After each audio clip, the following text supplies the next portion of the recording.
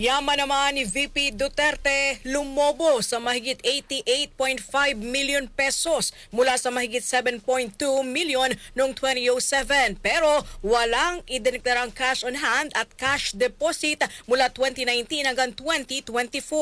Ang kasama natin sa balitang yan live via Zoom si Rajuman Grace Mariano.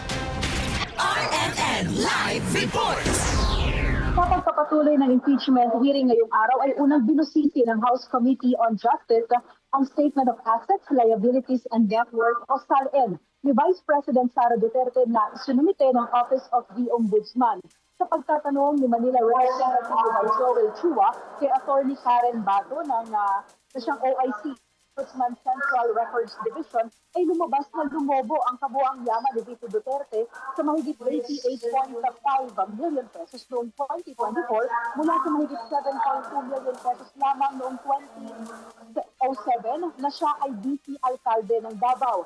Pero katakataka para kay Chua na walang idineklara si VP Sara na kahit na 5 na halaga ng pera o cash on hand at cash deposits sa kanyang SALN mula 2019 hanggang 2024 habang patuloy naman ang paglaki ng halaga ng kanyang kabuuang yaman.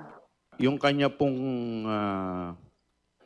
cash na dineclare was only from 2007 up to 2018. Tama po ba? Based on our received copies of the SALN, Your Honor, yun po yung lumalabas na years na meron po siyang declared cash on hand and bank deposits.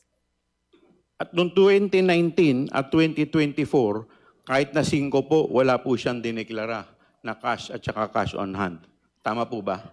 Based on the submitted SALN, Your Honor, wala pong nakalagay na cash on hand or bank deposits. Kahit 5 po? Wala pong nakalagay, Your Honor. Edi wow. Yan po ang bahagi ng impeachment proceedings na nagpapatuloy sa ngayon. Kasama mo sa DCXL, RMN Manila, Rajuman Grace Mariano, Tatak RMN. RMN Network News!